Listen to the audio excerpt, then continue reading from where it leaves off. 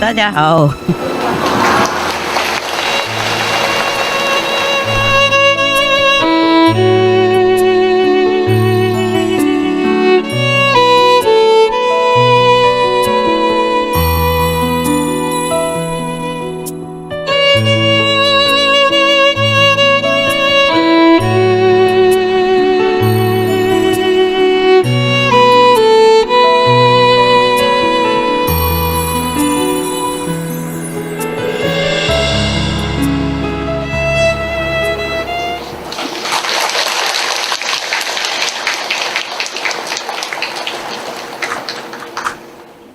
Everything okay? Everyone happy? Yeah, I think you look happy. I'm also happy. Yeah.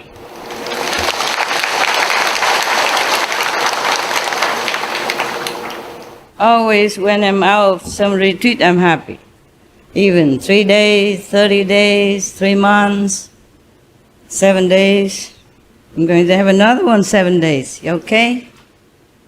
I just have to chop because I can't afford to have 1 month on stretch or 3 months on stretch. The Buddha did not have much to do.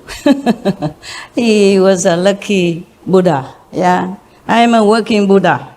Yeah, actually,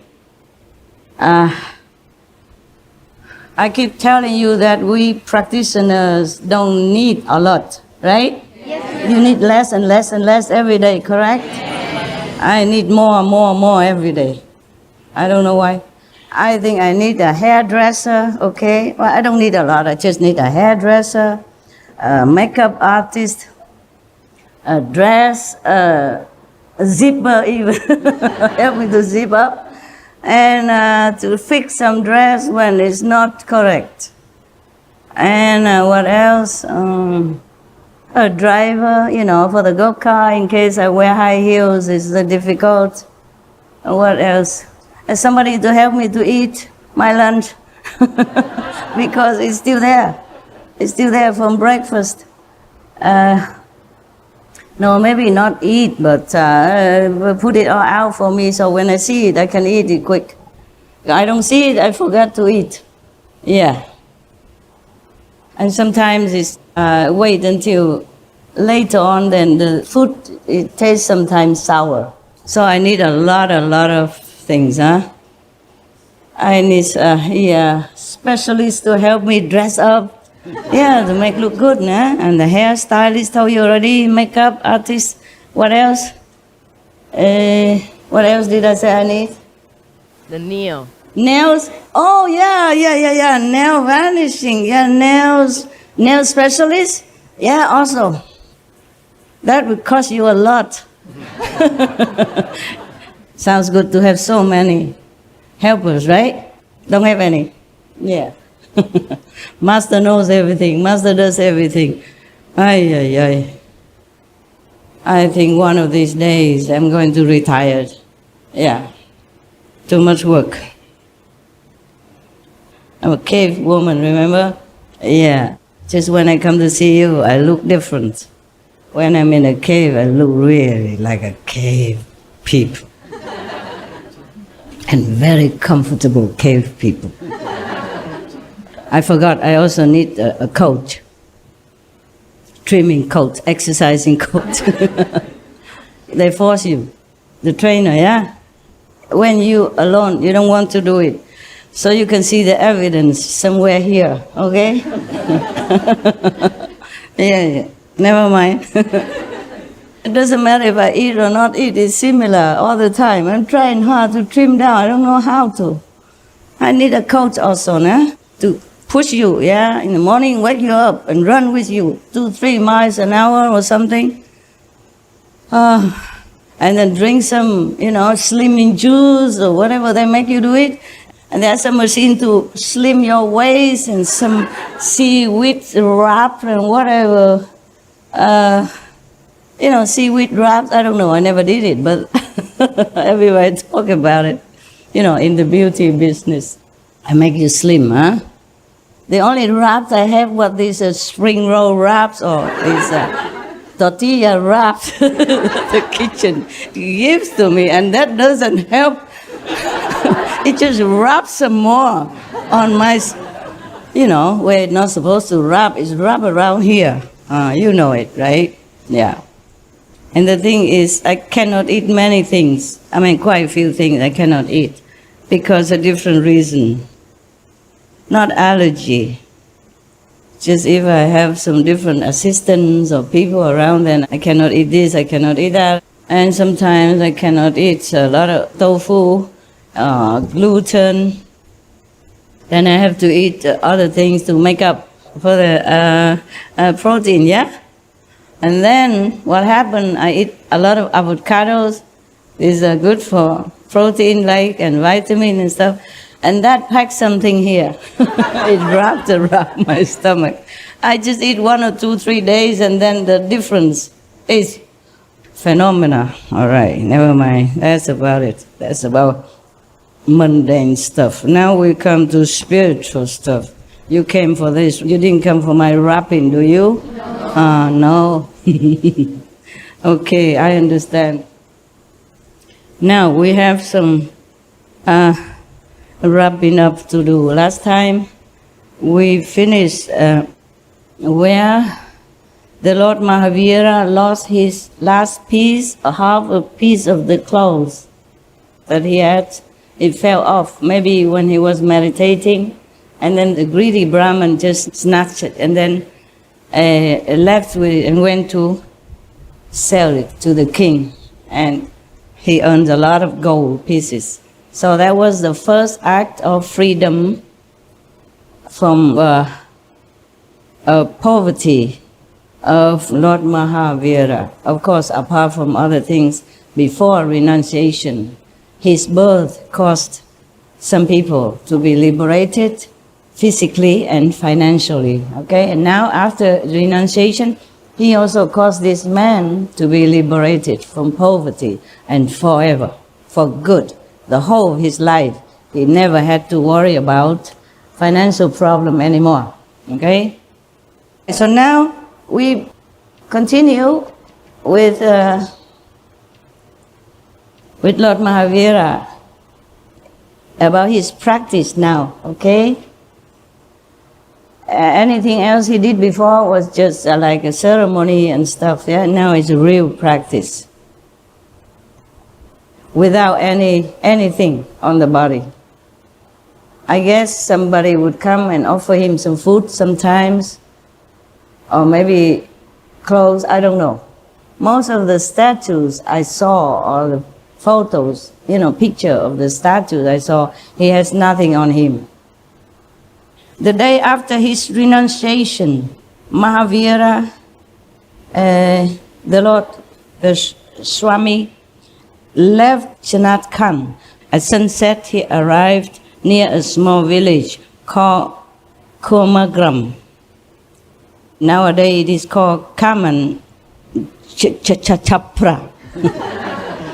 He stopped under a tree and standing rock still,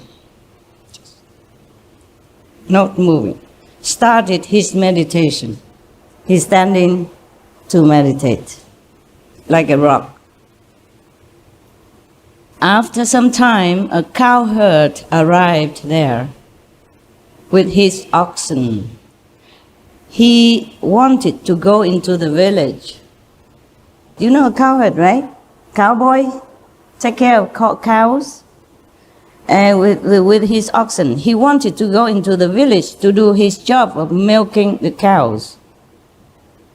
He approached the meditating Shraman and asked, Lord Mahavira, ascetic, please look after my oxen while I go into the village to milk cows. I will return soon.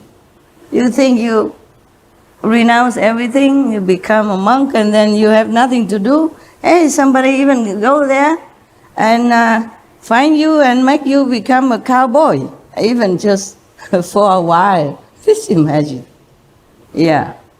Somebody came and begged him for something, and somebody came and asked him to take care of the cow for him. Ay, ay, ay.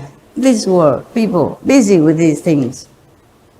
You would think if a person with a little IQ see the shaman, the Swami standing there like a rock to meditate on the Lord, on God, he or she would try to emulate, no?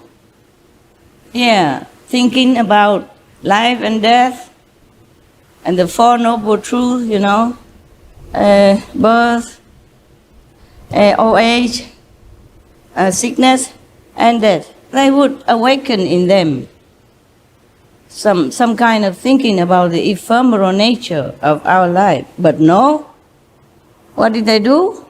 Ask the Swami for the last piece of whatever possession he had on his body, and even ask him to look after his cows. Was that his job? A monk supposed to be doing nothing more in the world, or this mundane job.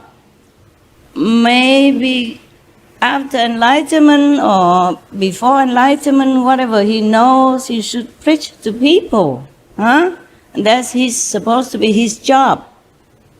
He studied the master teaching until he assimilated it, until he understood everything of the sutra and whatever holy teaching, and then he can impart it to other people who came and seek wisdom and clarification about spiritual teaching. Yeah, you should think that would be his job, right? No, even looking after cow, and what next we don't know. Okay, so without waiting for a reply, he just went away. The oxen, he just went away like that. Don't even ask, okay, is the monk okay or not okay? He just left the cows there and just went away. Imagine that. If you ask somebody to help you, normally you would wait until that person consent, right? Say, okay, I will help you. No. So imagine, why did the cowherd behave like this? Anybody knows? No, huh? Okay, I pretend I know a little better. Because the monk was helpless. He was just standing there meditating. He didn't move. He probably didn't want to speak, okay, or do anything else. Of course, the cowherd also knew that the monks, they would not refuse you. Unless something harmful, they would not refuse. And besides, he saw the monk, the Mahavira monk, just standing there. So he took advantage of the helplessness of the situation, just dumped the cows there for him, forced him to have to do something. And in his mind, the cowherd thought that, of course, he would have to, move and took care of the cows for him while he is gone away. Because he was pushed into this kind of unwanted, and he cannot refuse, a situation. So he thought, okay, that's it. You got to take care of my cows. I have to go where I have important things to do, like milking the cows. Okay, so because he left like that, so the oxen, uncared for, they stray into the nearby jungle. They just walk anywhere they wanted. On his return, when the cowherd did not find his oxen, he asked, ascetic, where are my oxen? So Mahavira remained silent because he's in retreat, in meditation, and he probably took a vow of silence during this time. Mahavira remained silent. The cowherd grumbled and started looking around. He searched all around throughout the night in vain. The oxen, in the meantime, returned and lay down near Mahavira. When the exhausted cowherd returned in the morning and beheld this scene, he saw his cows laying around this ascetic. So he thought this Mahavira, who used some power or something to manipulate his cows, his oxen, yeah? So then he lost his temper. He took Mahavira to be the thief in disguise, whom he had caught just before the thief was to flee with the oxen that he must have hidden during the night somewhere.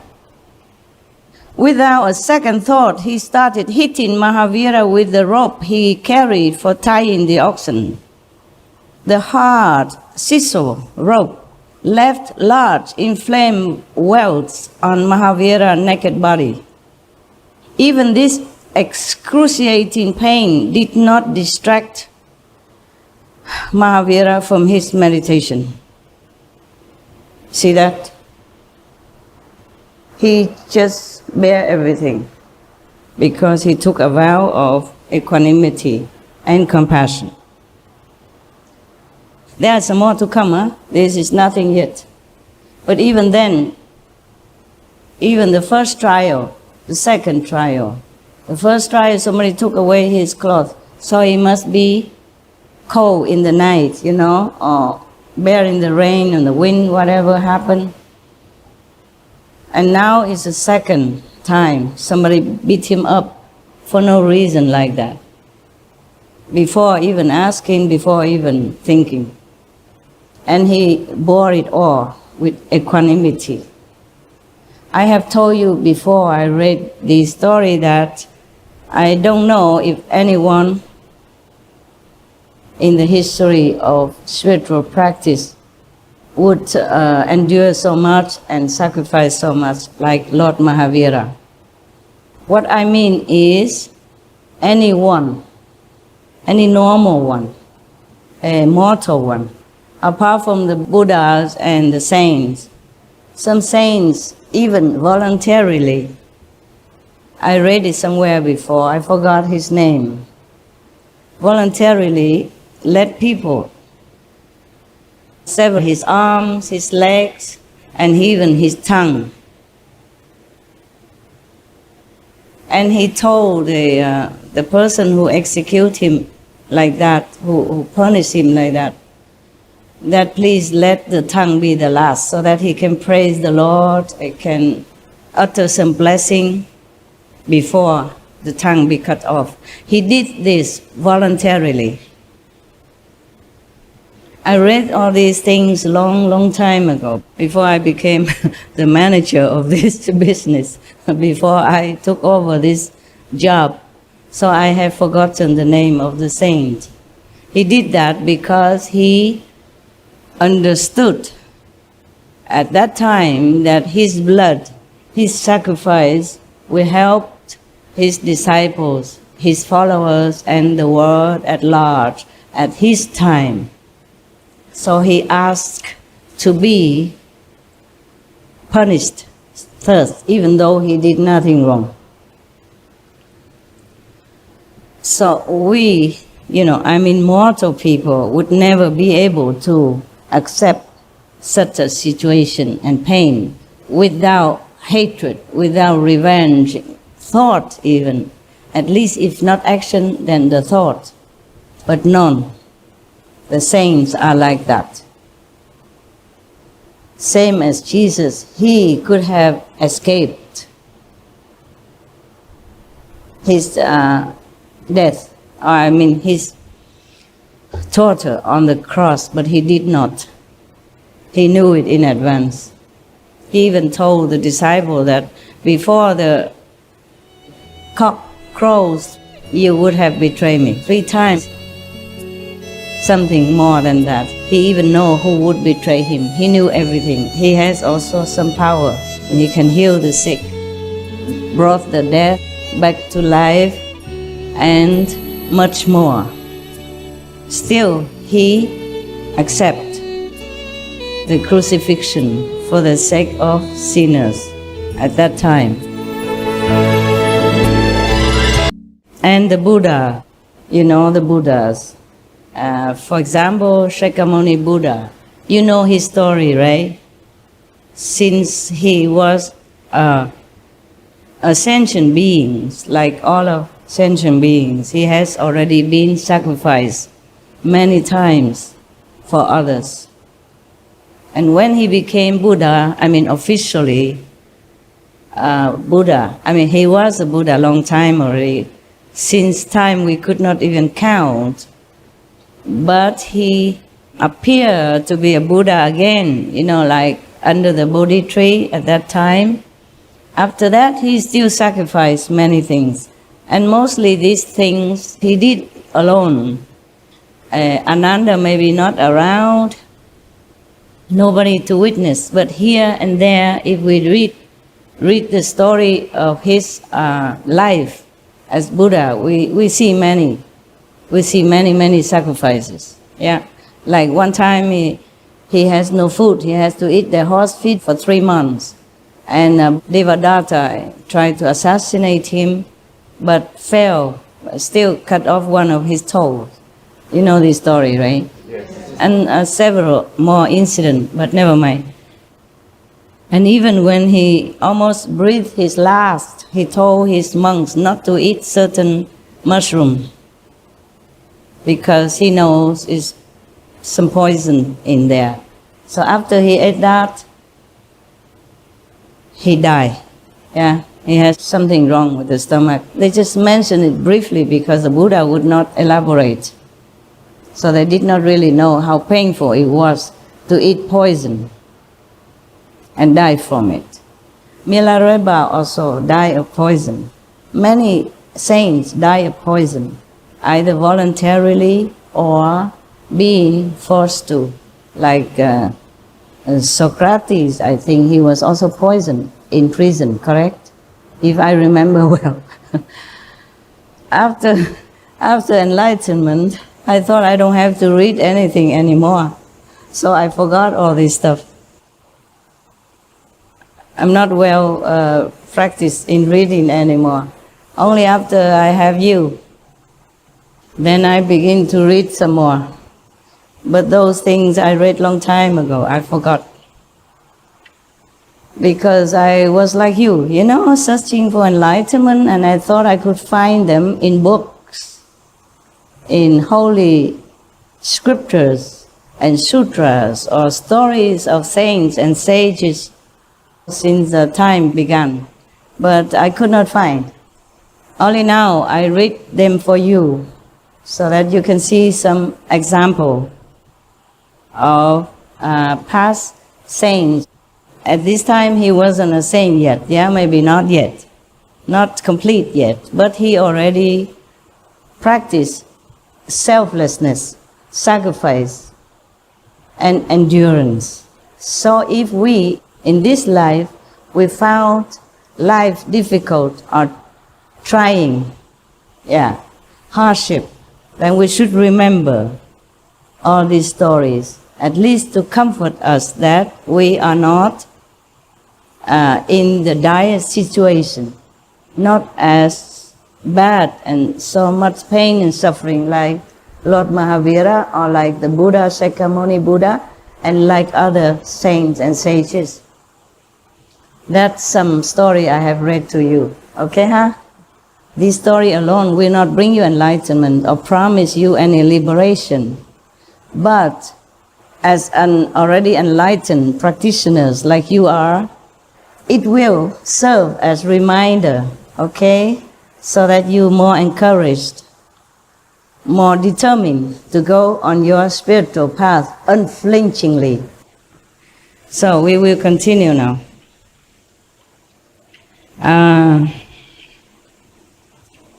So this cowherd was beating him relentlessly.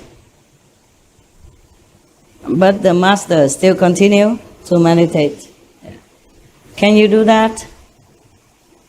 Yes, you can. I saw you do this. What mean? You mean no in India, or it mean yes in Taiwanese? Okay, never mind about that. I can't. I will be very distracted. I will be probably yelling and screaming and tell the guy, no, I didn't do it. Not me, I didn't do it. Yeah, I probably will complain. Yeah?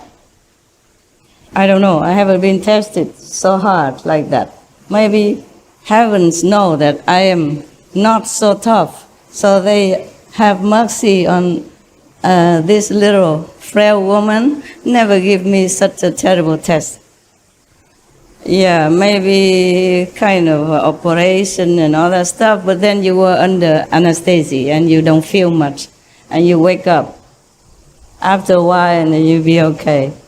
And nowadays with medicaments and everything, things are not as bad at those times, especially for the monks like Lord Mahavira, who meditate in the jungle or in the forest without anything with him at all, and in such a lonely place.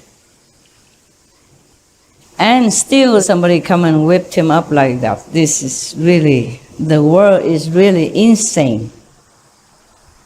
I don't know why the saints and the sages from time immemorial always come back to our terrible world to try to talk to the deaf ears and to the blind eyes people on this planet, and suffer so much unbearable pain and sorrow.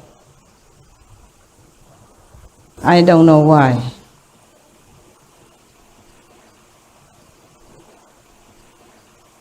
Remember my song, Talking to Stone Buddha? It's just one of a little feeling, very short and very light. Sympathy doesn't describe enough the pain and suffering of all the Buddhas and the saints have to go through in order to enlighten the dumb, deaf, and blind people of this world, the heartless beings of this world. The Buddha said that somehow we humans are to be feared even more than animals. I mean the ferocious animal. He said that the worst animals, they would just maybe kill you. Yeah, quick. They don't torture you. And they don't even, not just torture your body maybe, but even your mental, your emotion, your psyche, everything. Animals are not as cruel as humans. That's what the Buddha said. Maybe in Lotus Sutra or Surangama Sutra or maybe Lankavatara Sutra. And in Vietnam we have an idiom, a saying that if you rescue animals, they will repay your kindness.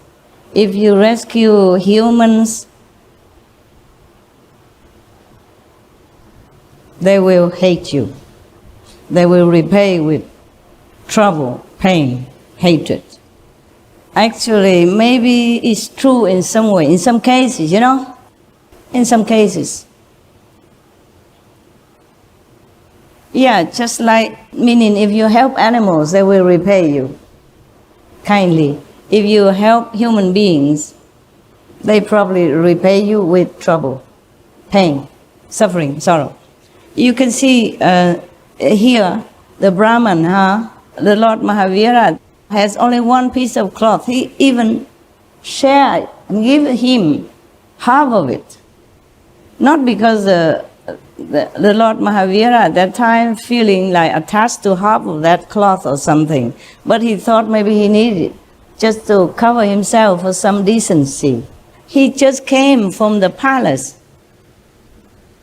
where ethic, decency, the code of decent dressing has been imparted to him since he was a little kid already. As a prince, you have to wear decently, you have to wear properly, befitting a royal member. And he just came directly from the palace, where he was so adorned with all kind of beautiful jewelries and expensive dress, and even carried out on a chariot by his servants. And immediately now he has only one piece of cloth. So somehow in his mind is still lingering the thought that he needs to be decent. For what I understand is like that. Of course you would do the same, right? It's just the mind, the habit, and the tradition, the custom that you have been brought up with. And that is normal for any beings at all, even with the Buddhas. Especially at that time, he has not yet regained completely his status of wisdom, of a saint. Yeah, not yet. He just begun his journey to enlightenment. And he just came directly from royal lineage, from royalty lifestyle that he immediately cast aside, but still his mind is still thinking, you have to cover yourself a little bit. After it's taken away, then he is free. He free himself from whatever worry that he still has about decency. That's why he keep going into the jungle, huh? Yeah. A remote village when he needs maybe some food or something to sustain his body. And he already gave this Brahmin half of his clothes. And the Brahmins still follow him everywhere for 1 year long. Just wait for the opportunity to snatch the other half of his only possession for decency. There's a good example of how humans repay kindness. And you can see in our Supreme Master television, animals, they're loving, so loving to animals and to other species of animal, not even their own species, yeah? Every time I see this on SMTV, I loved it so much. And I wanted to go more on retreat to help them. Understand? It's motivated me more. The same as if I see suffering, animal suffering. Humans, we can think of the way to lessen the suffering. We can have medicine, we can have neighbors to help us because we can speak. Or if we can write, we say, I'm in need of help, we can call people. But animals, they are helpless.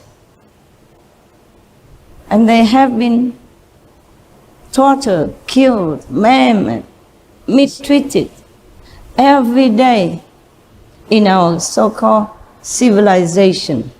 This is not civilization. It's barbarous, I'm thinking. I'm not even thinking. I know it is.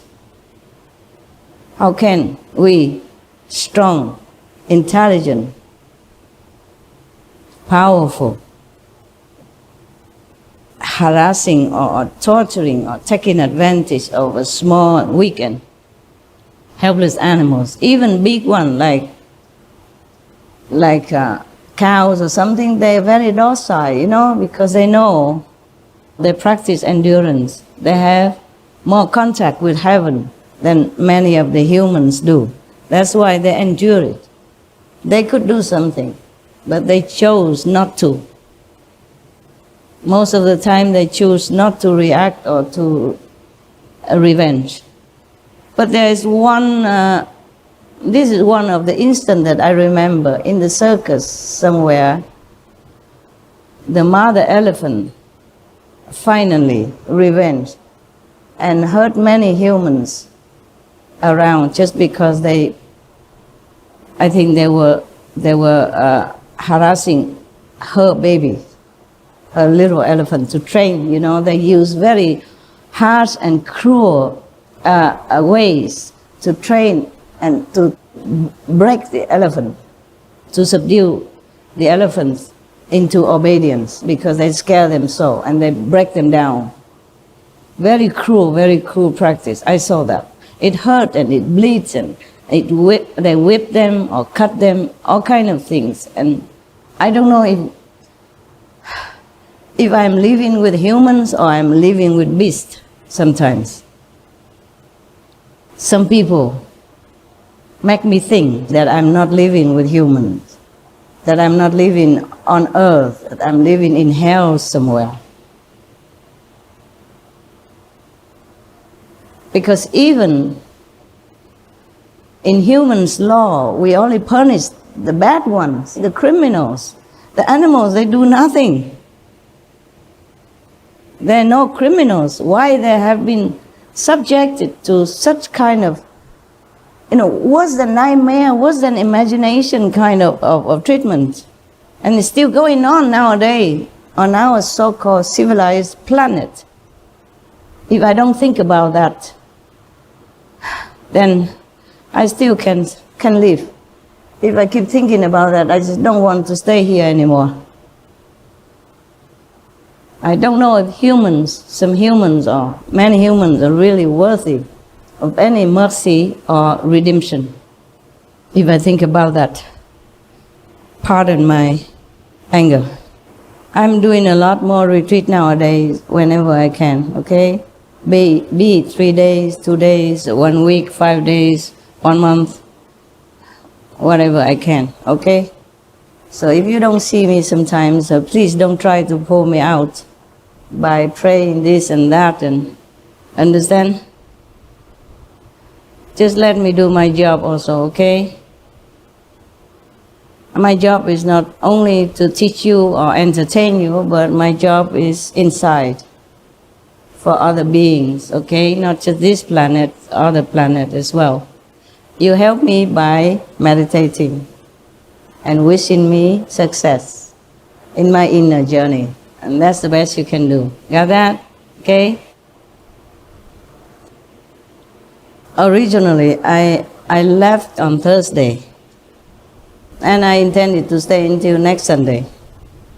But I feel some pulling, so I came out. And I go back again, okay? I go back again today or tomorrow. Actually, heaven advised me to begin my retreat for 1 week, Monday, begin tomorrow, yeah? But I couldn't wait. I said, why not now? I have finished some of my urgent job already, I just go. And then they are right. I still have to come back here today and begin again Monday. But at least I have 3 more days extra before. You see? So it's okay. I didn't lose anything. I gained. Huh? Good. That's my calendar, you know, right? My famous calendar. When I read the sutra, I talk a lot more in between. You like it anyway, huh? Yes. Or you don't? Anybody don't like? Raise hand.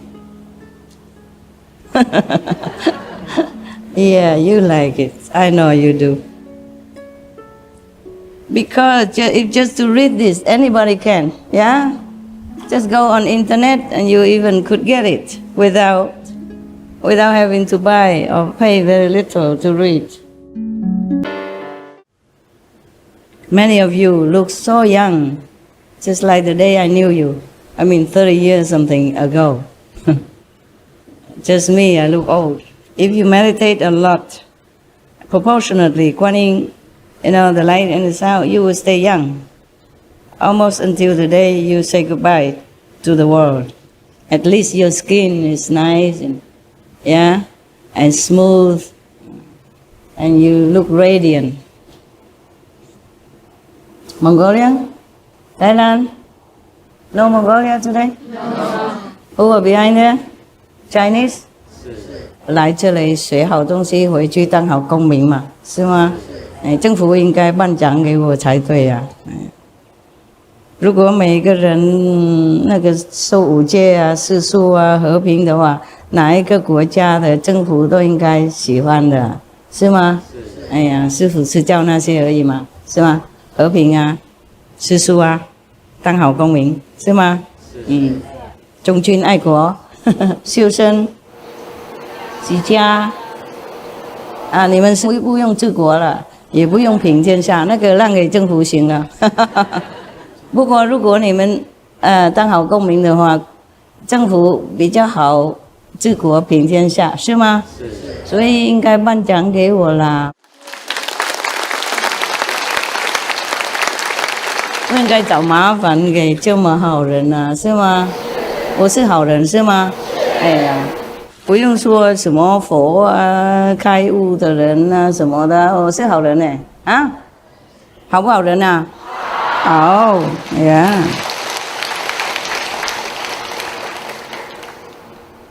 平常人家做工作的话，有人会付钱给他呢，我是付钱给自己做自己的工作，还更好找不到吧？啊，好，继续了。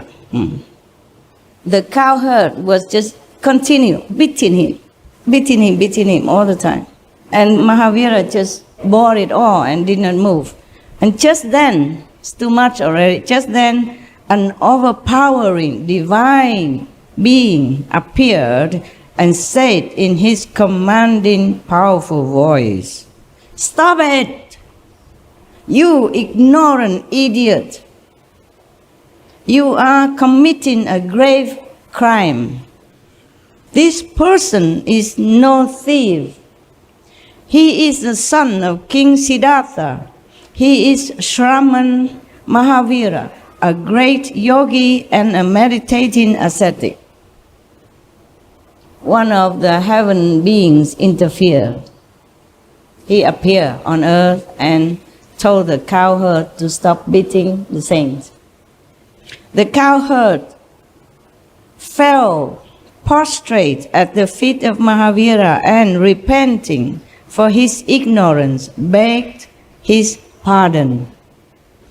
The divine being who had interfered was none else but the king of gods, Indra. Indra is not the king of gods, Chakra is. I think they make mistake here, right? Yeah.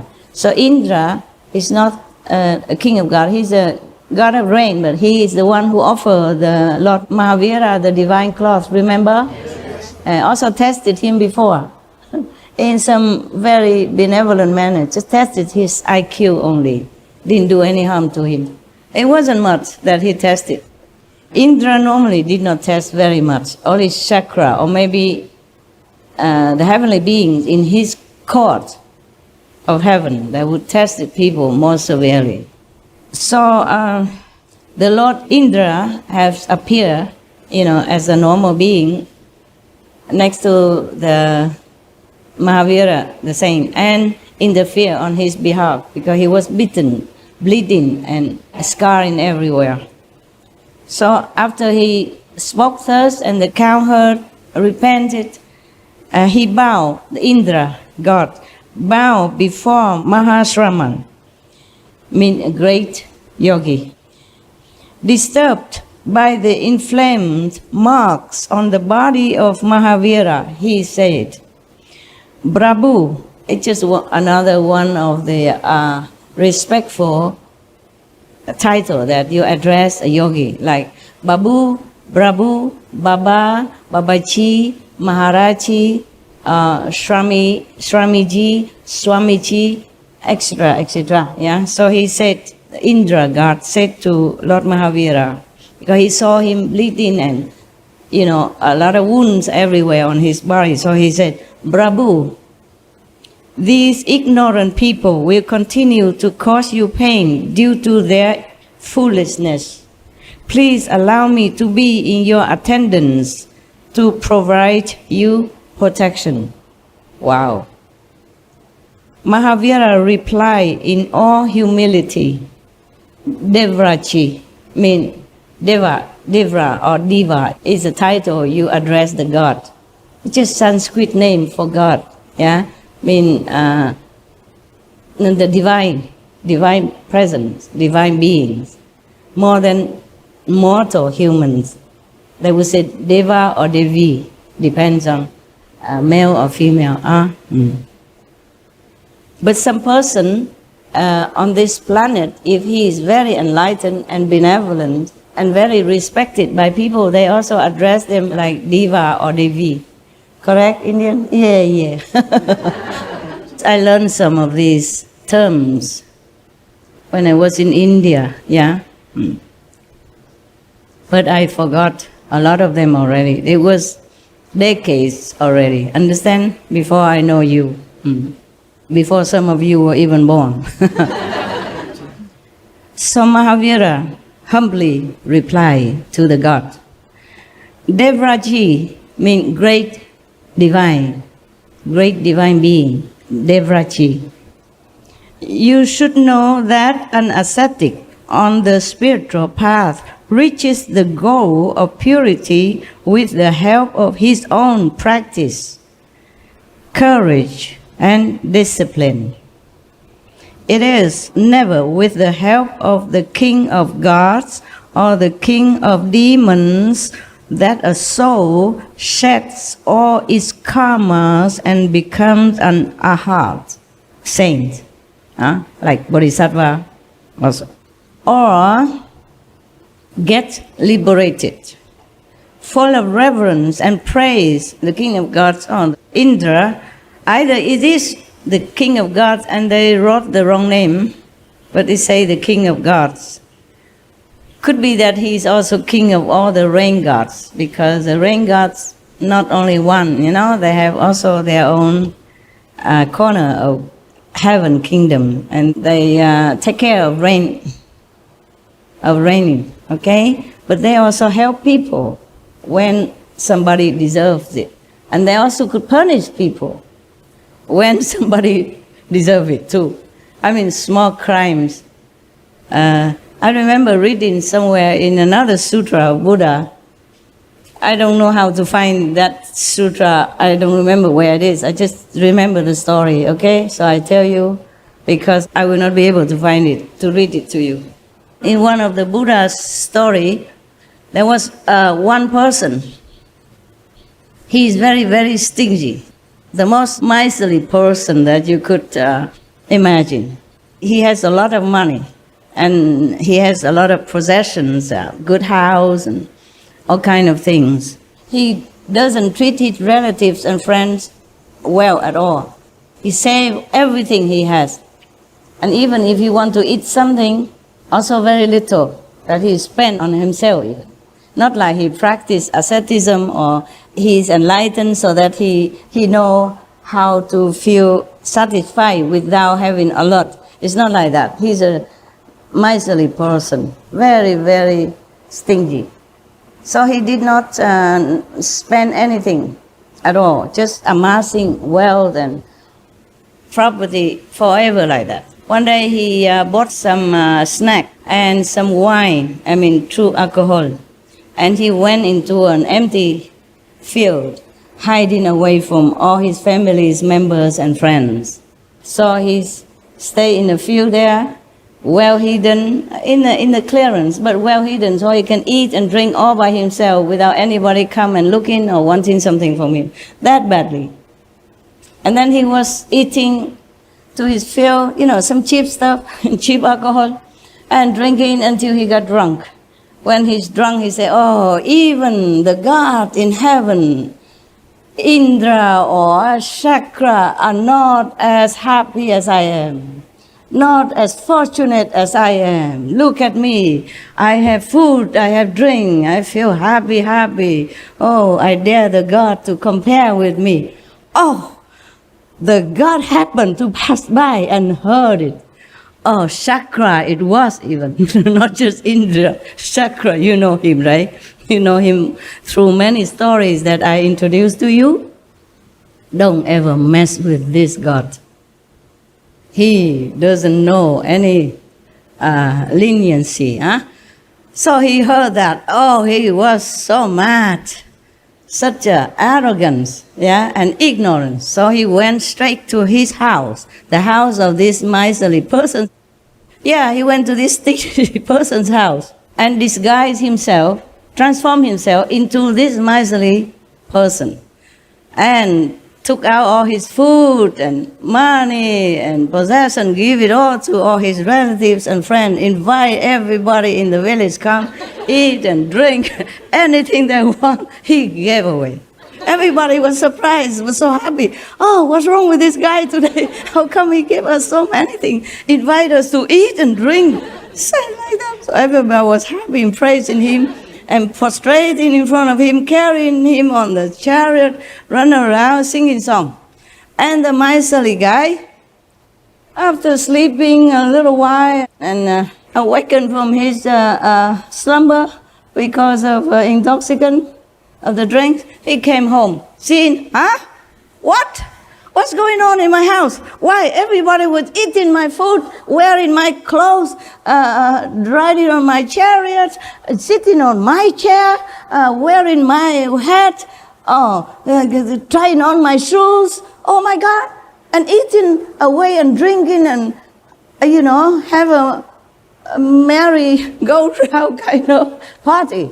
He was so mad. And he saw in the middle of it, sat, like a king person, looked exactly like him. He went from one surprise to another. And he was having so much pain because his properties, his food, his clothing, his possession is all going everywhere. And that person kept giving right in front of him. And he came in, he shouted on top of his voice, "Who are you? Who are you? What are you doing in my house? Why are you giving away my possession and let people eat my food? Who are you?" And he said, "Who are you?" I should ask, who are you making noise? Huh? We are having a party here and you don't behave well. If you don't disappear, I will call my household security guards and they will beat you up. Go, move, huh? If you value your life, move. And the man, of course, he feels so more painful for the possession that he's losing than fearing for his life. He continued to lament and making a scene right in front of his courtyard, the house. And then, of course, the security, everybody now don't care about who he really is anymore. They threaten him and they put the sticks and everything and try to beat him, so he run away. He looked exactly the same like the guy who sit on the chair and giving away to charity, but they don't care. Because this guy who sat on the chair was good one. You see, giving them things, invite them to eat and drink, so why would they worry about who that guy is? He said many things to prove that he's the owner of the house, but they don't care. The chakra god said the same thing before he even opened the mouth. He said everything exactly like he know every corner of his house, every hair on everybody else's head. So they don't even know who is who, but they don't care because this one is good one. Yeah, charitable, generous, and kind, and happy. So they drove the real owner away. So he was crying, not because of the beating, but because of the pain that he's losing all his property and food and all things that he accumulated all his life, with all love and passion. So he ran to the Buddha. Everybody else run behind him, including the god Sakra. They also walk with him, like just going, chasing him out. And the Buddha nearby, so they went to the Buddha. And the real miserly person, the owner of the house, was complaining to the Buddha. He said, "Buddha, you all compassionate, all seeing, all knowing, please help me. This guy, I don't know where he came from. He impostor, yeah? He imposted me. And then he took away all my possession that I saved hard all my life and asked everybody in the village to come and eat all my food in my store and give away all my things. Now I have nothing and even get beaten up. Please, Master, please, Buddha, please save me. Please do something." And the Buddha looked at the god Sakra, and he knows it is a god Sakra who made trouble. So I say, "What are you doing?" The Buddha asked Sakra, "What are you doing?" So Sakra returned to his own godly form and bowed to the Buddha and said, "Well, Honor One, this man, he is so stingy. All his life, he never gave anything to charity or help anybody. And just now, some hours ago, he bought just some cheap cakes and some cheap alcohol, and he went into hiding in a field and then drinking until he's drunk and eating until he's filled, and then he even dared to insult the gods in heaven. That's why I wanted to just teach him a lesson." So Buddha said, all beings on this planet, they all have some trouble. They all have some mistake, some flaws. So please just forgive him, won't you? So the god Chakra say, "Okay." And if he apologized, so the man apologized to the god, but he'd say, "Buddha, he took all my possession. Now I come home for nothing. I have nothing." And the god Chakra said to him, No. I took nothing from you. Not at all, not even one hair. Now you go back home and you see everything is just exactly where it was, nothing missing. He just used his power to manifest all this, just to teach the guy a lesson, but he did not take anything. Oh, what for he need anything? The God, they can manifest anything whenever they want. So the guy come home, really, everything was still there, exactly like it was before. I'm just telling you a story because before that I say they can punish you or can also award you. Nah? So like Indra gave Lord Mahavira this beautiful piece of cloth. Yeah, this from divine has shining light, understand? And have protective power as well. Not just a normal piece of cloth. That's why it's worth thousands pieces of gold. And the one who knows it would buy it like that. So, okay, the king of the gods departed after paying due respect to Lord Mahavira. Now, there's another one. This one is a story about the affliction by Supani. You have 18 more minutes until your meal time. Can you bear it? Yes. Just to prove that you are a little ascetic? Sawa? Good? De acuerdo? Okay, continue one story or maybe half, it depends. This is the affliction by Supani, maybe another planetary earthling, okay? Wandering, Mahavira one day arrived near a small, forlorn village on the banks of river Vegvati. Outside the village, on a small hillock, stood a temple surrounded by scattered heaps of bones and skeletons. Oh, scary. Something going on here, nah? Somebody eat humans' flesh. Considering it to be an appropriate place for his practices. Yeah. For us, if we see all these bones and skeletons, we would be scared, right? And run away because that's a kind of a ghost residing place or demon something, some evil place. But he thinks this is a very good place for meditation. Mahavira sought permission from the villagers to stay there for a while. He went to the villagers in the village and asked their permission whether or not he could stay there. Very polite indeed, huh? The villagers informed him that this forlorn village was once a prosperous town. The ferocious lance-wielding demon named Supani Yaksha is a Yaksha demon, yeah. In the former life, it means he eats the flesh, he eats human flesh or animal's flesh or drink their blood, thing like that. Yaksha. Like you say Dracula stuff. Oh, is there another word for it? Zombie. Zombie?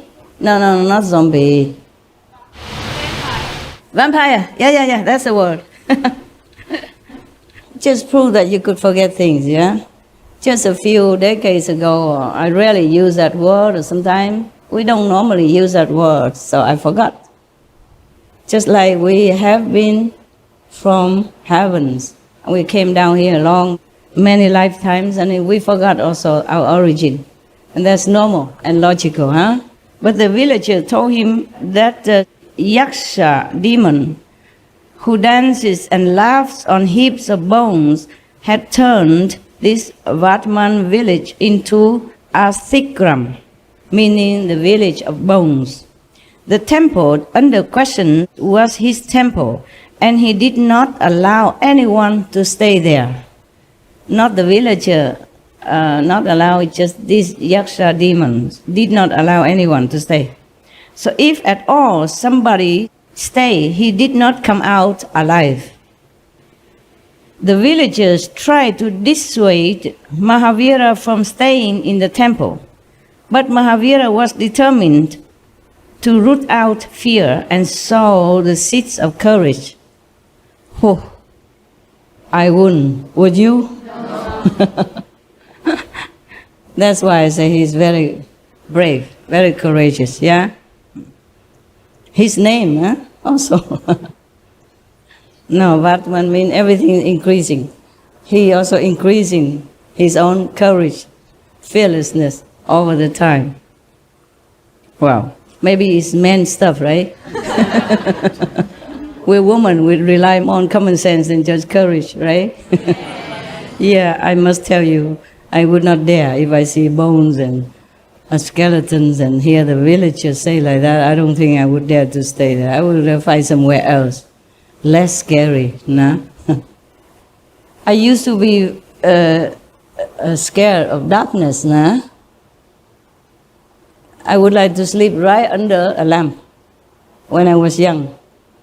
After the adults keep telling you story about ghosts and demons and tigers and lions and stuff like that, and they send you into your little dark room alone. I say, no, I sleep here, right under the lamp, right in the middle, under the lamp. And then after I sleep, they carry me in my room anyway. And then after that, I guess I slept already, I didn't care. I used to see some apparition, yeah. Not clear, not like I see you, it's transparent, yeah. And later I know they're just protective for me, you know, like angels. They're so white, but clear white, clear. But have a form though, it's just clear. It's not solid like we have flesh. When I was young, and I thought, oh, what if I see more of them, what am I going to do? And they told me all kind of ghost story. You know, in the village, they love to tell ghost story. Or some tiger that became demons or stuff like that to scare the kids. To scare the kids to behave. And they say, oh, if you do this, do that, then the demon tiger will come, you know. And you know what happened, just like in the story. Or the ghost from the cemetery, you know, like in the story, who come visit you. Then all the kids behave. That's what they think. They just scare them only. They behave still the same. Kids are kids. They forget quickly, right? Yes.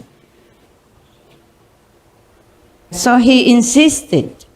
And by evening, he was standing at a spot within the temple, completely lost in his meditation. When darkness descended, the air was filled with airy sounds. Sopani, the demon with a lance, appeared in the courtyard and started emitting fearful trumpeting noise. He was surprised to see a human being standing fearlessly in meditation. He produced thunderous roar that shook the thick walls of the temple. But the ascetic still did not move, did not react, nor did he show any horrifying outward reaction. He don't care, he just standing there and meditate. He didn't show anything, not moving, not afraid, not showing any appearance of fear. So a mad elephant appeared. I think the demon manifested an elephant. So an elephant, a mad one, crazy elephant appeared and goaded, oh God, Mahavira with its pointed tusk. Terrible. It lifted him in his trunk and tossed aground. When this had no effect on Mahavira, a horrible ghost appeared and attacked Mahavira with its large canines and claws, teeth, fangs and claws. Next appeared a black serpent that attacked Mahavira with its large venomous fangs and toxic breath. Finally, he caused extreme pain in the 7 delicate spots within Mahavira's body, like the eyes, the ears, nose, head, teeth, nails, and the back. That's why I told you, I don't know if anyone could undergo such asceticism and sacrifice like Lord Mahavira did. Now you understand, yeah? Yes. This is not the end yet, okay? I'm warning you. So Mahavira had an endless capacity to tolerate pain. I don't know how. Even this extreme agony failed to pierce the serenity of his composure. Drained of all his demonic energy, he's tired. The demon is tired. So Supani became apprehensive. Demons and ghosts and magicians, for example, magicians also, they have their power, of course. They can use them to do good or cause destruction. But this energy is not forever. Huh? That's why this guy, a demon, is exhausted now. Yeah.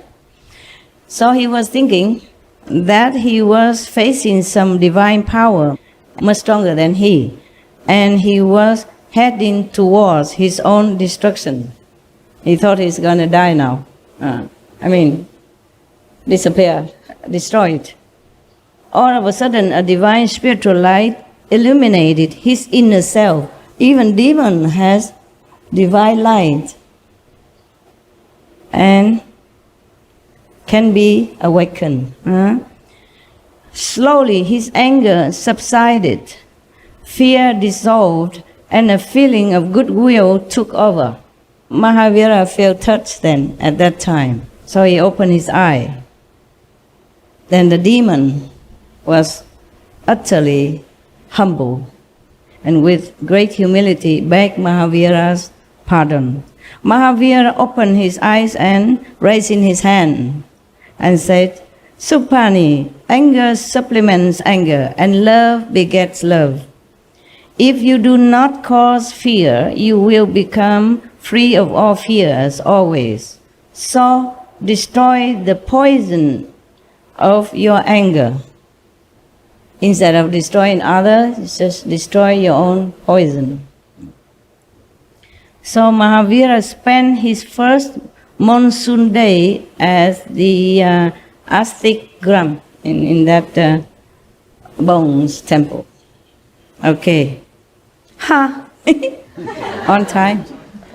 On time for you to go enjoy some other ascetic practice in the kitchen. Last time, I also enjoyed. I did not have a breakfast or lunch at that time. And when I went there with some guests, some foreigners. Anybody who's not Taiwanese is foreigners here, okay? Me too. So I was also entitled to have a meal like the foreigners. It was really asceticism. Yeah. You eat until you get so tired. What a suffering. So I told some of the people, worker around, I said, wow, this kind of suffering is willingly endured. Because they cook such a good things, very good food. Okay, it's 4 o'clock now. You go enjoy your food. A few days ago, before I went on to a short retreat, Her Excellency, the former 2 times Vice President of Taiwan, came and paid visit. Oh, they cook such a delicious food, but I already had lunch, I thought if every day they cook me like this, I would never get out of my door. Not be able to squeeze out, we have to make a bigger door. But it was really good. They cook with love and taste also.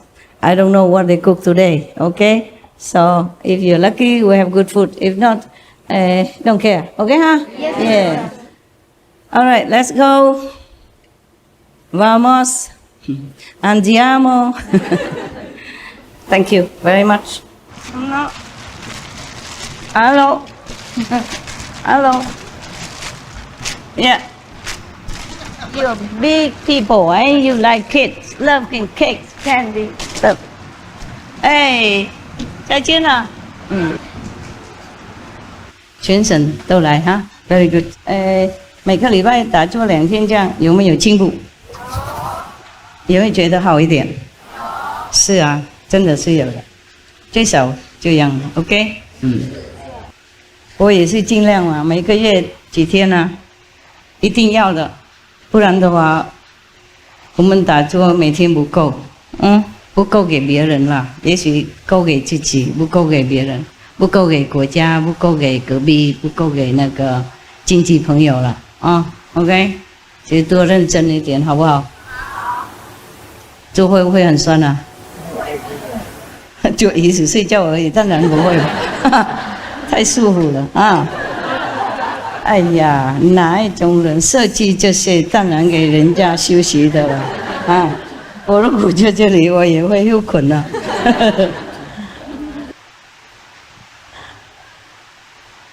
这样就说修行嘛啊！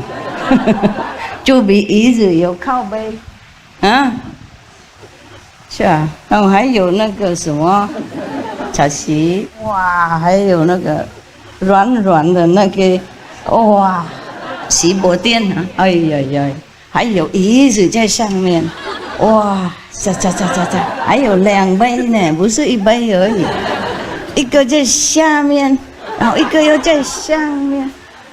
还有小电风扇哦，真的修这么苦吧？我如果在喜马拉雅山有那些多好，没有。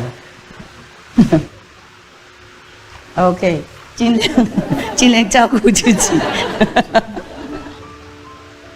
修这么苦，谁敢修啊？电风扇也带来了，哎呀。那我何必这么多余，叫他们弄什么冷气、热气？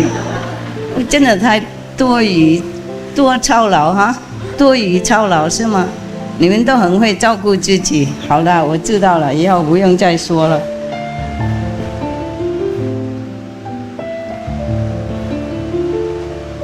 男孩子是这样吗？男孩子也有电风扇吗？夏天你们不要后面靠背那么多，会更热，懂了？后面有空气比较好，下面有空气也比较好。哎 ，Thank you， 谢谢啦，去吃饭啊。